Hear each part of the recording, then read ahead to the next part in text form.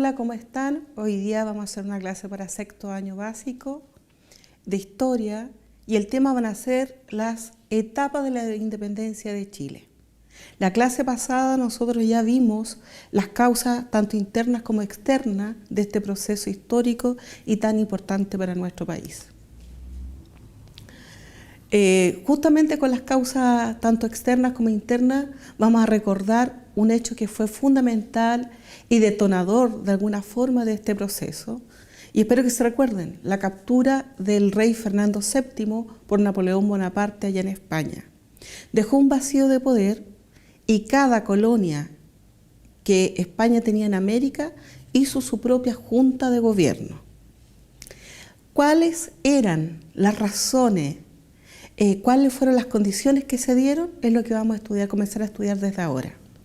Primero decir que cuando se inician las juntas de gobierno, en la mayoría de las colonias de que España tenía en América, y en particular Chile, claramente se ven bandos que se forman. Uno de los bandos es el bando patriota, que eran aquellos que estaban de acuerdo con la independencia, ya tenían la idea de independencia, ya la proyectaban, eran todos de origen criollos nacidos acá, en nuestro país, obviamente descendientes españoles. También estaba el bando de los realistas, que por lo general eran funcionarios españoles o emparentados con algunas personas que eran de este territorio y que apoyaban al rey y su poder. También había otro bando, que es el bando de los moderados.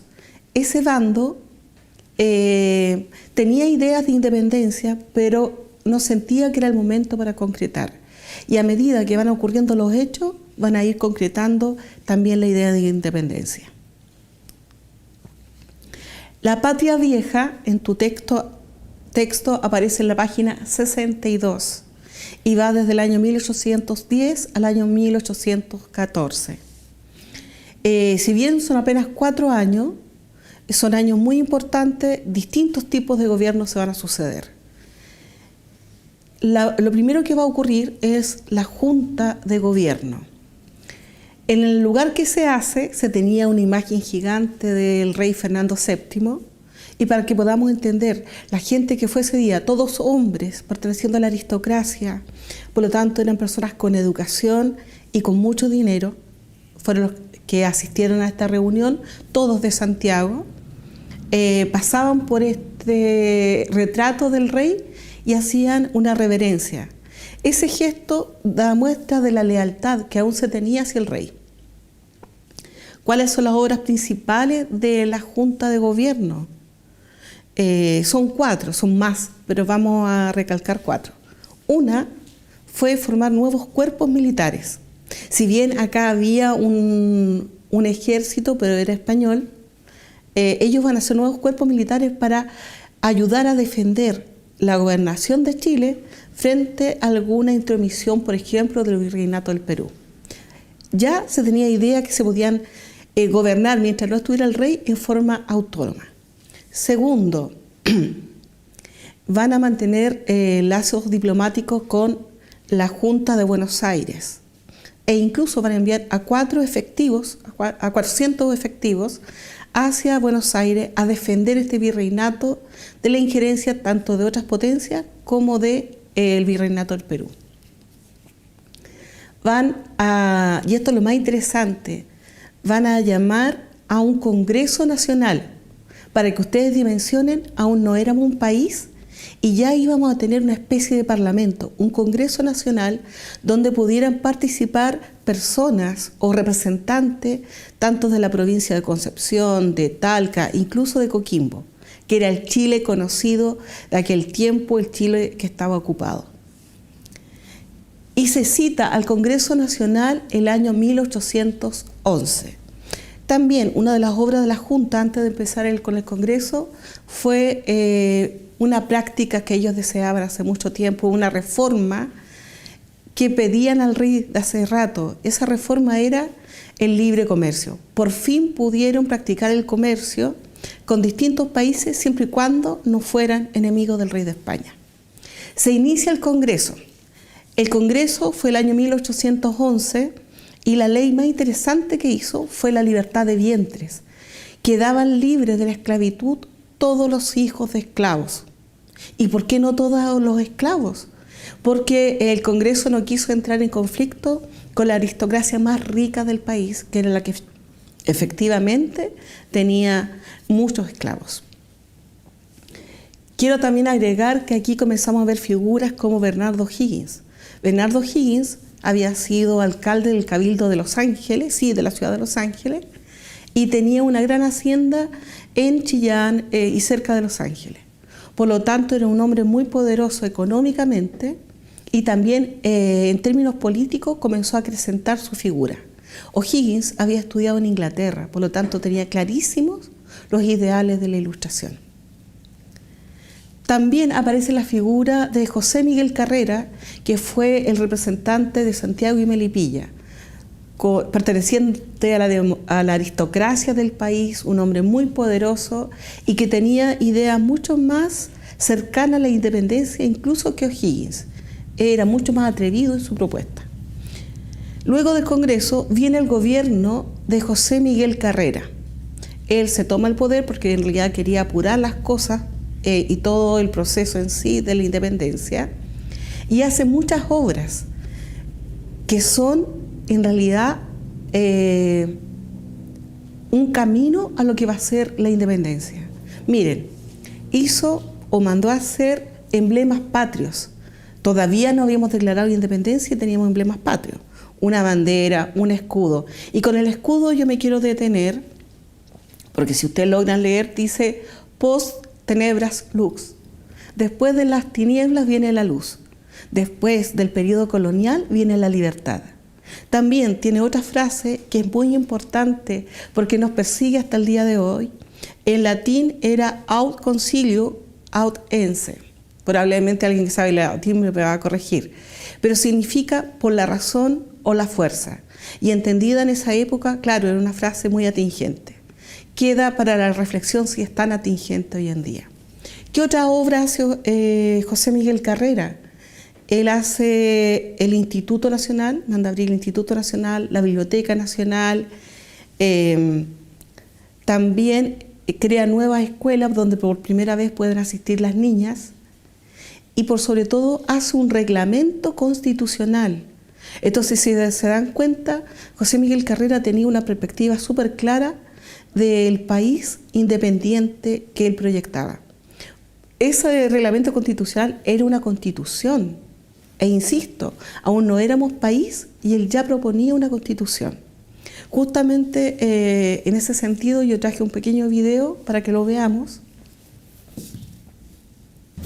A Estados Unidos, el primer país americano en alcanzar la libertad, le interesa reducir al máximo el dominio español en la región.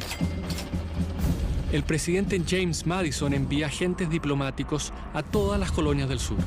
Joel Roberts Poinsett, el primer agente general de comercio estadounidense en Chile, se dedica a promover e incentivar la independencia. ¿Qué estamos haciendo aquí? Aquí, donde hoy están los tribunales de justicia, antes funcionaba el consulado, que es donde Carrera presenta públicamente su reglamento constitucional provisional. Artículo primero.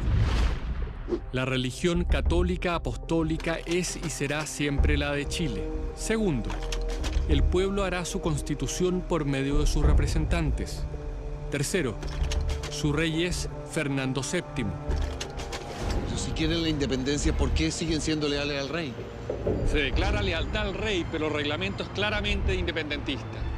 Establece que nuestra religión será católica y apostólica, pero no dice nada de romana. Esto, por sí mismo, constituye una insolencia hacia el Papa y hacia el Rey. Pero lo más importante es, sin duda, el artículo 5. ¿Y cuál sería el artículo 5? El que señala que cualquier orden o decreto que provenga de fuera de Chile no tendrá ningún efecto en el país y que los que intenten hacerlos valer irán a prisión.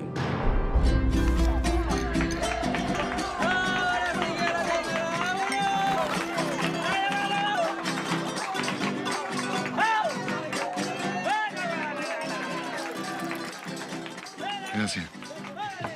Entonces, la lealtad de Carrera hacia el rey es más bien un saludo a la bandera.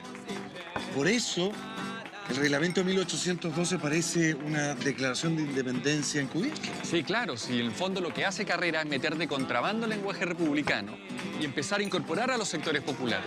A ver, yo quiero hacer un saludo también, porque mañana me voy a unir a los húsares de Carrera. Entonces, salud por Timo, carne de cañón. Me dan 3 comidas al día y con eso es suficiente. 3 comidas al día. ¡Salud! La verdad es que el sentimiento patriótico aún es bien minoritario. La mayoría se mantiene al margen de la lucha emancipatoria. Y los que se suman, como él, no lo hacen necesariamente por convicciones republicanas. 3 comidas al día. Tal como aparecía en el video, que en realidad pertenece al capítulo 4 de Algo habrán hecho por la historia, la mayoría de los que participaban eran de la aristocracia. El pueblo como que no se sentía un partícipe. De hecho, estas aclamaciones para elegir representantes solamente la podían hacer la aristocracia, hombres que tuvieran bienes o propiedades o una renta bastante alta. Cuando estaba gobernando José Miguel Carrera, el año 1812, fue liberado el rey de España por Napoleón.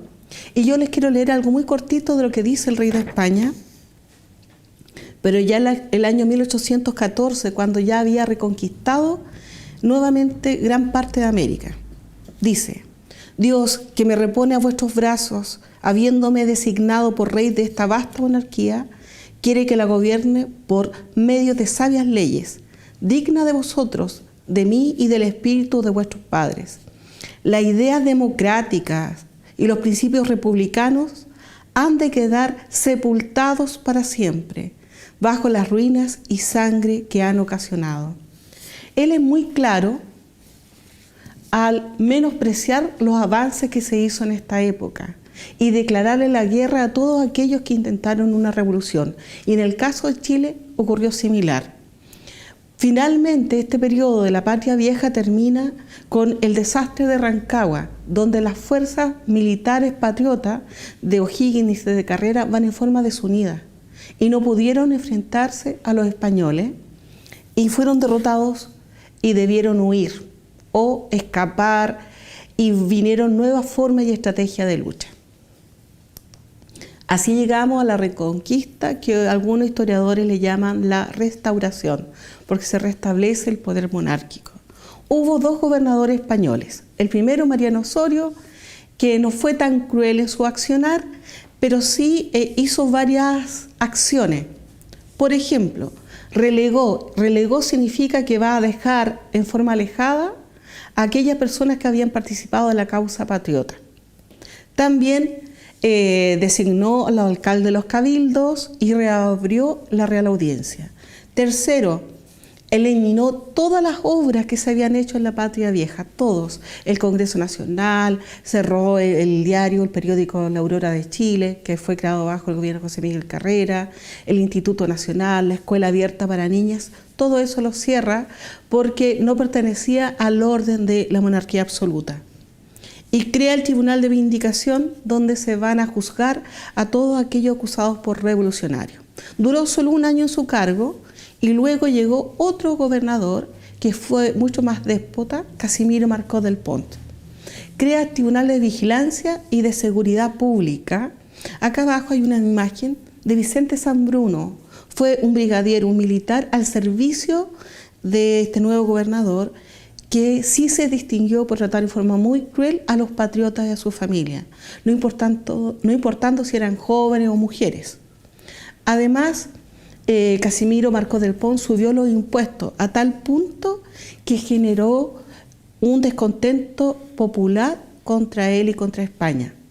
Vale decir que fue tanta la represión que se hizo que en vez de generar temor, también generó un repudio general, y mucha gente que no estaba convencida de apoyar la causa patriota, ahora sí lo iban a estar. Siempre se nos habla de los hombres que participan en nuestra historia, pero yo quiero hacer mención que en este periodo fueron las mujeres las que también se distinguieron. La primera, Javiera Carrera. Ella fue hermana de José Miguel y la que bordó y diseñó tanto la bandera como el escudo nacional. Paula Jara Quemada, ustedes pueden buscar su historia, pero ella es una mujer patriota que le presta ayuda a muchos que estaban arrancando de los españoles. Águeda Monasterio lo mismo, era una señora que dispuso todos sus bienes en ayuda a la causa patriota. Fue encerrada por eso y no alcanzó a ver la independencia de nuestro país.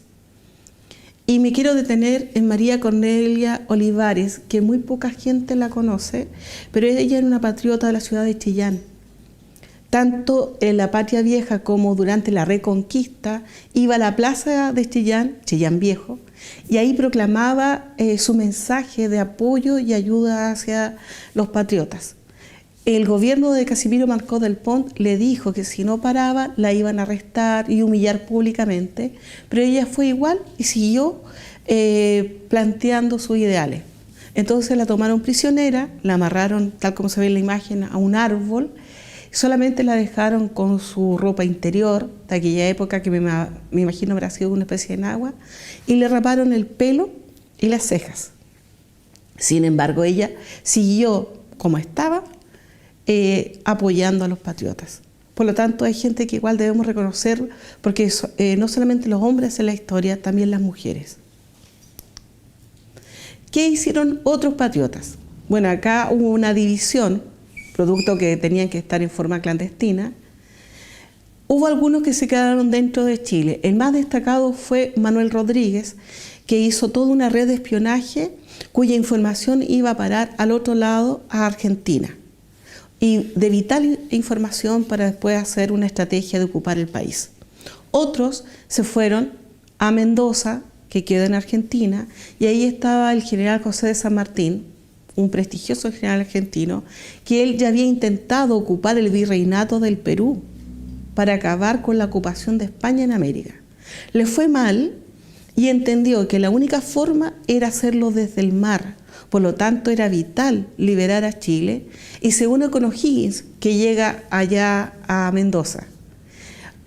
Hay que hacer pequeñas notas acá. Por ejemplo, Bernardo O'Higgins no se va solo, se va con su mamá y su hermana, y eran tan difícil la situación que las hermanas, que eran mujeres de la aristocracia, debieron dedicarse a vender comida en la calle o vender cigarrillos para tener fondos con cuales vivir. Por lo tanto, el esfuerzo fue enorme. Y así comienza la Patria Nueva el año 1817. Lo puedes encontrar en la página 66 de tu libro. ¿Cómo comienza? Con la llegada del Ejército Libertador a Chile. Venían desde Mendoza un ejército de más de 4.000 personas que se va a dividir, va a cruzar por el paso Los Patos y por el paso de la Cumbre. Luego se unen cerca de la ciudad de los Andes y allí se van a acercar a Santiago. Antes de continuar con este relato, yo quiero que veamos un video justamente de este Ejército Libertador. Se vivirá una gran hazaña. Tras el desastre de Rancagua, los patriotas derrotados se reorganizan en Mendoza bajo las órdenes de San Martín. 4.000 hombres cruzarán la cordillera. Sin perder un solo hombre ni un cañón, el ejército patriota avanza hacia Chile por distintos frentes.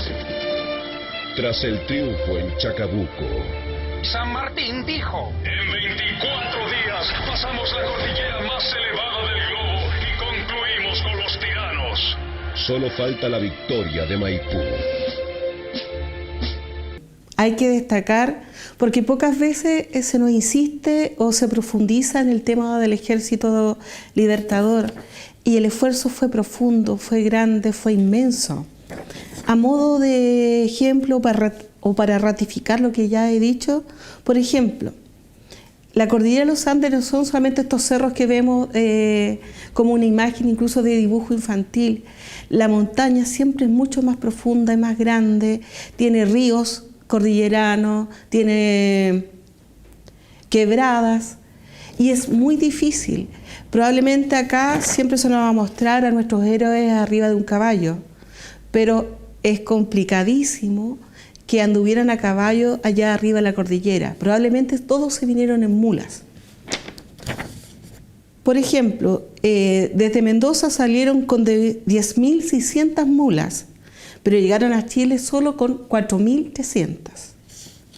Salieron con 1.600 caballos y llegaron apenas con 511 caballos.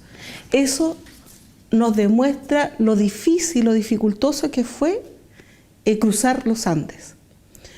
Nosotros habíamos quedado en este mapa. Lograron cruzar la cordillera hasta, se une la ciudad de los Andes, y de los Andes llegan hasta Santiago. Hoy día, en la comuna de Colina, así la conocemos, hay un sector que se llama Chacabuco. Ahí se desarrolla la batalla de Chacabuco un 12 de febrero de 1817 y fue un triunfo absoluto para las fuerzas patriotas. Y ese triunfo prácticamente los consolidó, se quedan en Santiago, y un año después, el 12 de febrero, se declara la independencia de Chile en dos ciudades, una en Santiago y la otra en Talca. En Talca, Bernardo O'Higgins va a declarar lo siguiente. Piensen ustedes que él tenía la idea de libertad, de igualdad, todo lo que había aprendido allá en Europa con la Ilustración. Estaba reservado al siglo XIX el oír a la América, reclamar sus derechos sin ser delincuente y mostrar que el periodo de su sufrimiento no podía durar más que el de su debilidad.